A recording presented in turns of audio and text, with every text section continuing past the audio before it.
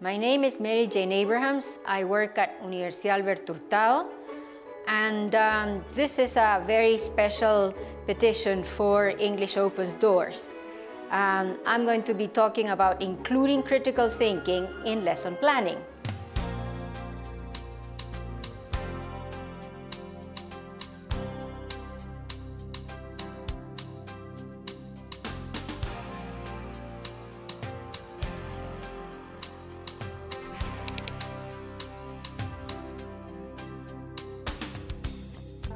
One of the objectives that move us to plan lessons is because we're always looking for ways of improving the methodology with the use of increasingly sophisticated resources.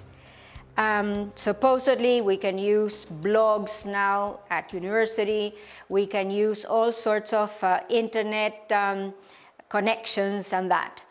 And we're also worried about improving our learners' motivation and providing them with a more pleasant and appropriate learning atmosphere in the classroom. We all know that students learn more when they feel happy and when they feel at ease in the room. And of course, the whole idea is to enable learners to communicate successfully. And that would be like the final objective for any lesson in English. However, our practices have been challenged by what truly happens in the classroom. If we remember that we have 8 years of English from 5th grade to 4th medio, well, in 8 years, people should learn quite a bit. What is it that truly happens in many classrooms?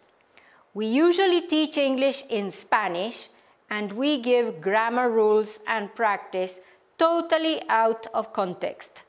So there's no connection between the lesson that the students should be dealing with and the grammar that we are giving them in terms of rules.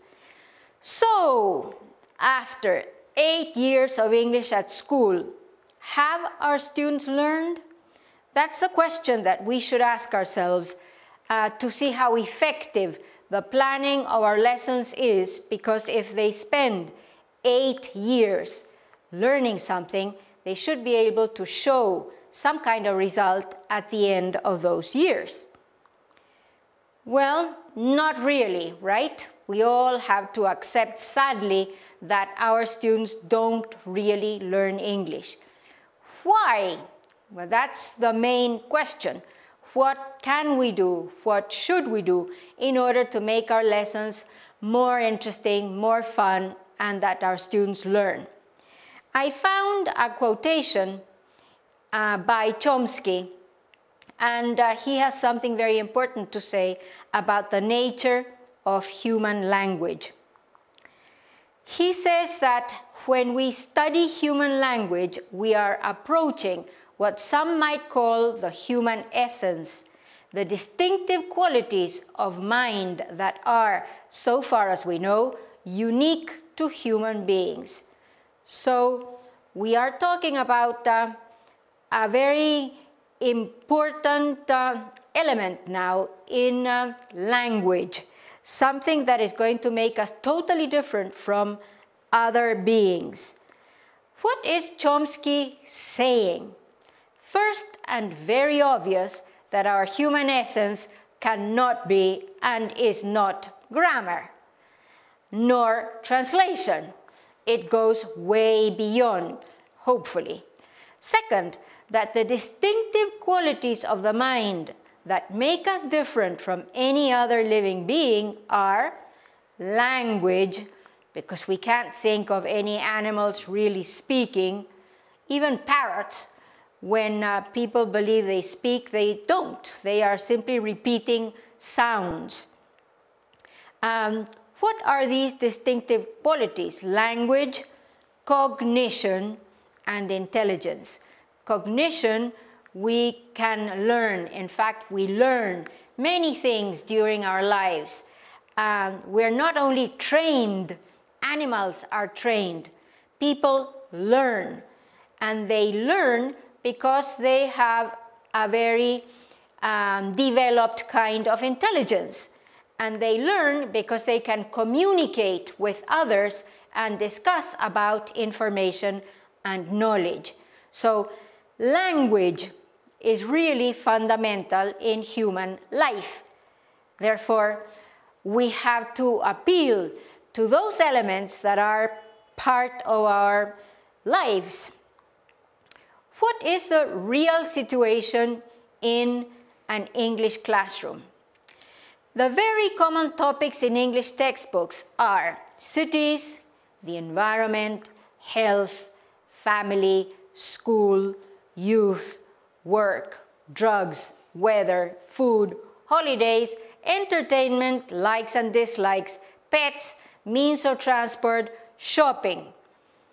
And if you think of what happens with these topics, they are repeated over and over again during 8 years. What is the way the students react? What are their reactions? Boo, boring, they hate these topics and they automatically shut themselves out.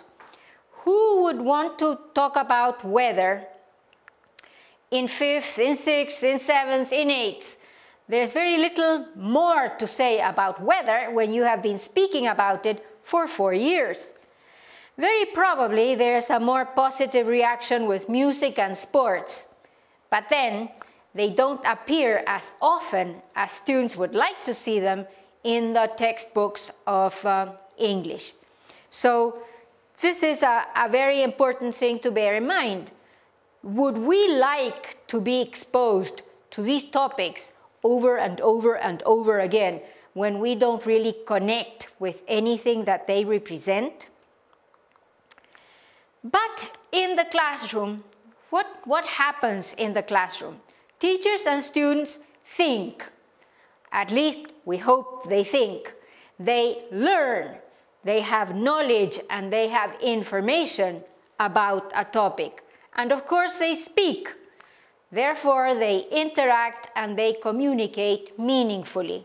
What they say has some kind of importance, connects the other person with you.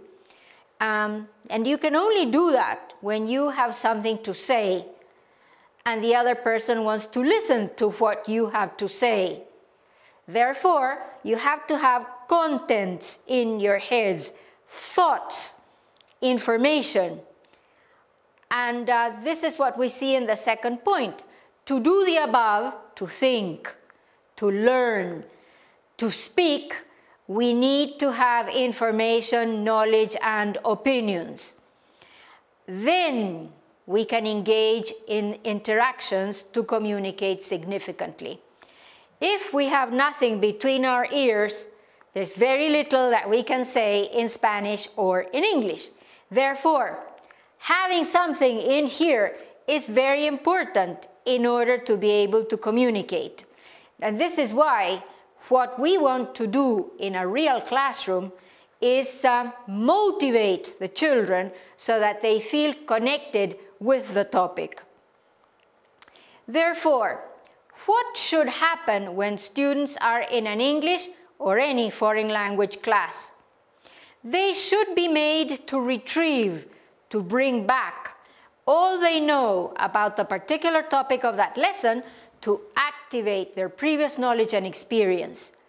And the teacher may allow students to do this in Spanish to really make them feel motivated.